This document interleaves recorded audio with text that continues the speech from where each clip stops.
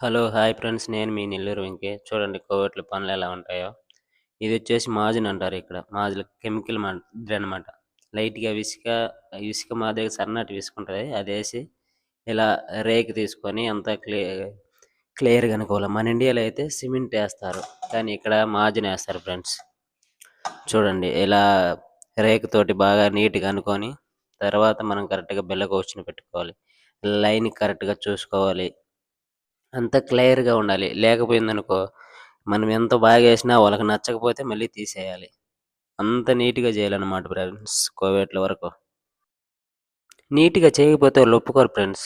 ఇక్కడ కోవిడ్‌లో అంత నీట్‌నెస్ అనమాట. వాళ్ళకి కొంచెం బాగాలేదనిపించినా మొత్తం తీసేసి మళ్ళీ ఫస్ట్ నుంచి చేయాలి. వాళ్ళకి ఎంత ఖర్చయినా పెట్టుకుంటారు గానీ, వాళ్ళకి నీట్‌గా లేకపోతే ఒప్పుకోరనమాట. ఇలా ఉంటది ఫ్రెండ్స్ చూడండి మా పని ఎలా ఉందో. అలా బిళ్ళ కూర్చోబెట్టుకున్న తర్వాత ఇక్కడ అది లబ్బర్ సుత్తి ఉంటాయన్నమాట. వాటితో గట్టిగా కొట్టాలి. లేకపోతే మళ్ళీ డబ డబా అని సౌండొస్తాయన్నమాట.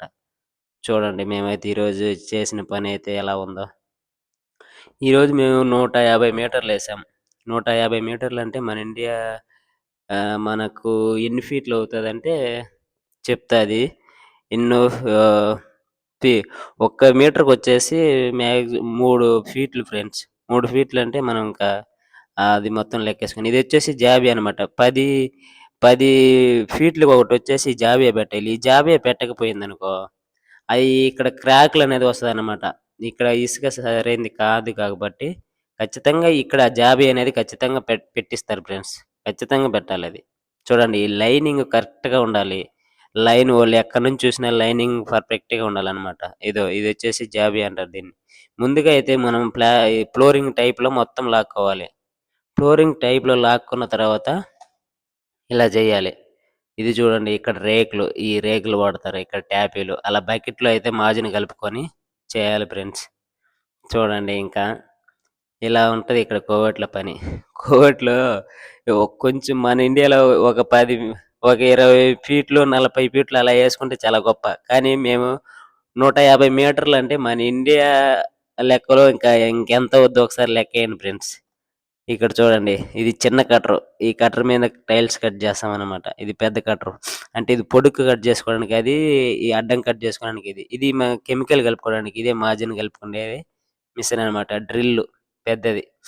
దీంతో కలుపుకొని దీంతో కలపకపోతే అదనేది సరిగ్గా మిక్స్ కాదు ఫ్రెండ్స్. అందువల్ల దీంతోనే కలుపుకోవాలనమాట. చూడండి ముందుగా అయితే మసాలా పెట్టుకున్నాం మేము. ప్లాస్టింగ్ అంటాం గదా! మనము. ప్లాస్టింగ్ ఇక్కడ కోవిడ్‌లో అయితే మస్సా అంటారు.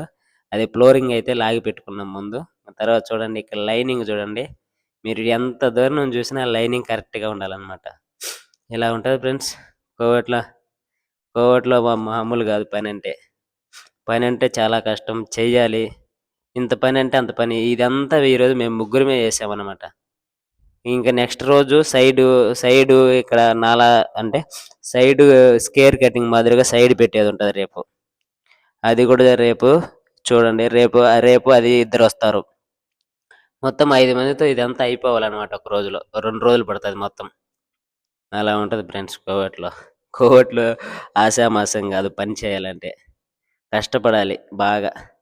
ఇదో ఇక్కడ మేము కట్ జేసుకోవడానికి చిన్న కట్టర్ ఇది. ఈ అడ్డం కట్ జేసుకునే కట్టర్ అనమాట. ఇలా కట్ జేసుకోవడం, పెట్టేయడం. అది ఫ్రెండ్స్. చూడండి మా పనులు ఎలా ఉన్నాయో మీరు బాగా చూసి మాకు కామెంట్ చేయండి ఫ్రెండ్స్. ఎలా ఉంటాయి కోవిడ్‌లో పనులు. ఇదో మేమైతే నిన్న అయిపోయింది. ఈరోజు పని చూడండి. నిన్న పని అయిపోయిన తర్వాత ఈరోజు నెక్స్ట్ డే మేము చేసిన పని ఇదో సైడ్ స్క్వేర్ కటింగ్ అంటారు దీన్ని. దీన్నైతే ఖచ్చితంగా పెట్టాలి. ఇక్కడేందంటే నీళ్ళు లీక్ అవుతాయని అందువల్ల ఖచ్చితంగా సైడ్ అయితే పెట్టాలి ఫ్రెండ్స్. చూడండి ఇక్కడ జాబియా కరెక్ట్‌గా కట్ చేసుకొని కరెక్ట్‌గా పెట్టాలనమాట. లేకపోతే అది కరెక్ట్‌గా కూర్చోదు. అటు సైడ్, ఇటు సైడ్ క్రాసింగ్ కరెక్ట్‌గా కట్ చేసుకొని కరెక్ట్‌గా పెడితేనే లేకపోతే మళ్ళీ వాళ్ళకి కొంచెము బాలేదనిపించినా మళ్ళీ తీయాలి ఫ్రెండ్స్. అలా ఉంటదిక్కడ. కోవిడ్‌లో అంతే ఫ్రెండ్స్. కోవిడ్‌లో నీట్‌గా ఉండాలి. చేయాలి పని. ఖచ్చితంగా ఎంతంటే అంత చేయాలి. లేకపోతే ఈళ్ళు రేపు నెక్స్ట్ డే మనల్ని పనికి పిలవరు. అలా ఉంటది ఫ్రెండ్స్. చూడండి అయితే పూర్తిగా కంప్లీట్ అయితే అయిపోయింది ఫ్రెండ్స్ మేము చేసిన పని. 2 రోజుల కల్లా మొత్తం కంప్లీట్ అయిపోయింది. మొత్తం 150 మీటర్లు. చూడండి ఇక్కడ నీళ్లు పోవడానికి అక్కడ చూడండి ఎలా పెట్టారు. ఇటు సైడ్, అటు సైడ్. అది క్రాస్ మొత్తం అయిపోయిన తర్వాత పైన దానిపైన మాజుని కూడా పోయాలి మళ్ళీ నీట్‌గా. లేకపోతే మళ్ళీ అది మాజుని మళ్ళీ ఇదనేది పోస్తారనమాట. ఈ జాయింట్‌లకి వైట్ సిమెంట్ పోస్తారు.